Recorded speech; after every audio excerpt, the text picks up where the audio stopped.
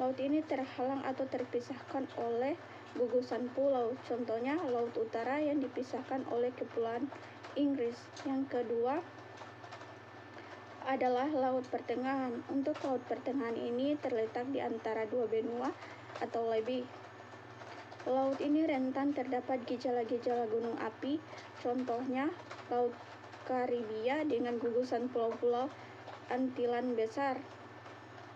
Yang terakhir adalah Laut Pedalaman, di mana laut ini hampir seluruhnya dikelilingi oleh daratan, contohnya Laut Hitam. Yang kedua seperti gambar yang saya tampilkan yaitu pasang surut air laut, di mana pasang surut air laut terjadi karena beberapa faktor. Utamanya adalah gaya gravitasi bulan terhadap bumi dan rotasi bumi ketika sisi bumi yang paling dekat dengan bulan mengalami tarikan gravitasi bulan yang paling kuat, maka akan menyebabkan air laut naik. Sedangkan untuk proses surut air laut terjadi pada belahan bumi lain yang gaya gravitasi bulannya kecil. Gambar ketiga yaitu fase bulan, di mana berubah sepanjang bulan 2 hari setelah bulan baru. Bulan sabit tipis muncul di langit malam seminggu setelah bulan baru. Aula di sekitar bulan penuh karena seluruh belahan bumi yang cerah diterangi oleh matahari. Selanjutnya, pembagian jenis-jenis wilayah laut. Yang pertama ada zona littoral, berbatasan langsung dengan daratan yang paling dangkal yang paling atas dari lautan. Adapun hewan yang hidup di zona ini adalah bintang laut, bulu babi, cacing laut, kepiting, dan udang.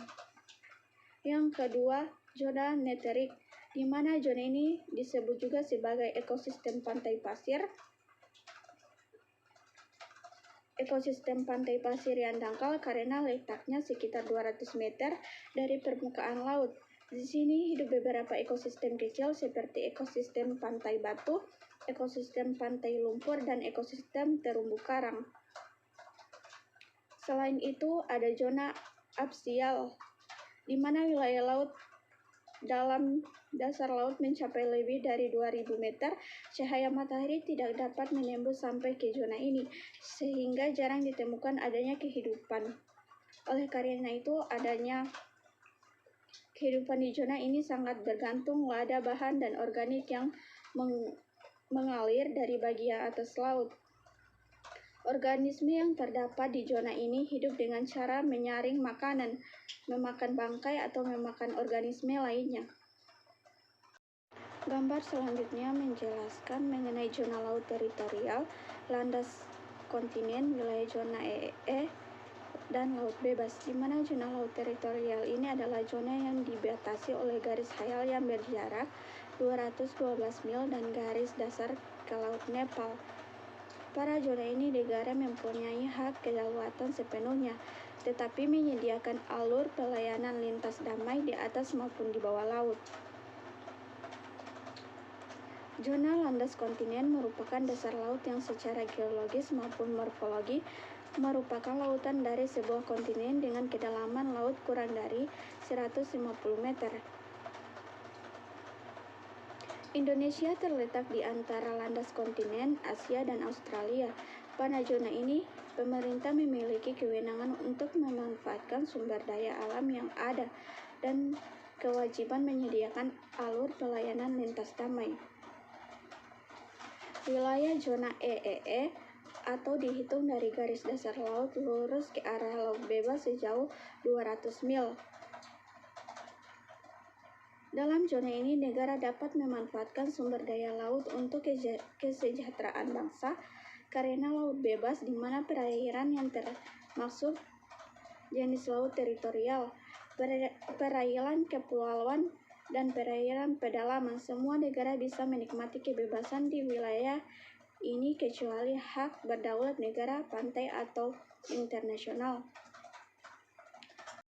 Gambar selanjutnya menjelaskan batas wilayah laut Indonesia. Seperti diketahui, perairan laut Indonesia berbatasan langsung dengan wilayah laut beberapa negara seperti Malaysia, Singapura, Thailand, India, Filipina, Vietnam, Papua Nugini, dan Australia. Gambar selanjutnya yaitu di mana bisa kita lihat garis berwarna hijau yang melambangkan batas unilateral, di mana tidak perlu kesepakatan dengan tetangga, dan garis berwarna merah di mana hasil batas kesepakatan dengan tetangga, dan yang terakhir yaitu garis biru yang batas alam Indonesia masih perlu kesepakatan dengan tetangga. Gambar selanjutnya menjelaskan terkait terjadinya hujan di mana laut memiliki evaporasi yang tinggi karena tidak ada penghalang seperti darat. Merupakan proses mencairnya butiran es di awan, kemudian turun menjadi titik-titik hujan ke bumi awal yang telah terbentuk pada proses sebelumnya. Barangkali tertiup angin dan terbawa sehingga menjadi turun hujan di tempat lainnya dari proses sebelumnya. Selanjutnya pada gambar ini menjelaskan mengenai gelombang arus laut, suatu pergerakan massa air secara vertikal secara juga horizontal sehingga menuju suatu keseimbangan atau jarak juga yang sangat luas yang terjadi pada jalur lautan di dunia. Arus itu juga merupakan suatu gerakan mengalir massa air yang disebabkan karena titipan angin, perbedaan deviasi ataupun pergerakan gelombang panjang. Seperti pada gambar ini yang arus palsu lala atau arus yang mempengaruhi oleh adanya pasir. Selanjutnya yaitu gelombang, pergerakan naik dan turunnya air dengan arah ke tegak lurus permukaan air laut yang membentuk kurva garis sinusoida. Gelombang laut ini disebabkan oleh angin di atas laut mental energi ke perairan menyebabkan alunan bukit yang berubah menjadi apa yang kita sebut sebagai gelombang. Gambar selanjutnya yaitu broken tipes yang macam-macam gelombang. Yang pertama, swelling. Gelombang yang perlahan-lahan dapat menggulung ke arah pantai karena dasar pantainya landal. Yang kedua ada palung breaker. Pecahan jenis ini terjadi bila gelombang menjalar di pantai yang miring. Yang ketiga, sungai breaker. Pecahan jenis ini terjadi bila lereng pantai sangat suram, biasanya terdapat terumbu karang.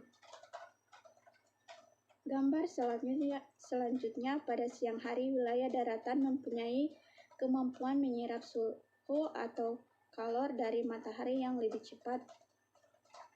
Untuk gambar selanjutnya, amilau terjadi pada siang hari di mana suhu pada lautan akan menjadi lebih dingin dibandingkan dengan pada daratan.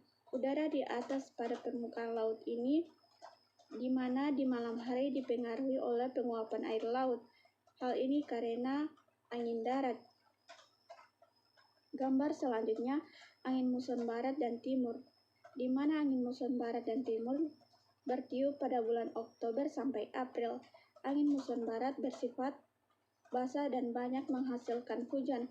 Angin muson timur bertiup sekitar bulan April sampai Oktober. Angin muson timur menyebabkan Indonesia menjadikan kemarau pada bulan April sampai Oktober. Gambar selanjutnya yaitu El Niño dan El Nino. Proses terjadinya El Niño yaitu adanya pertemuan air laut yang panas dari wilayah Indonesia dan air laut di Amerika Tengah di pantai barat, sedangkan El Niño yaitu penguatan angin di Samudra Pasifik karena penguatan air tersebut massa air hangat terbawa ke arah Pasifik dalam jumlah yang lebih banyak.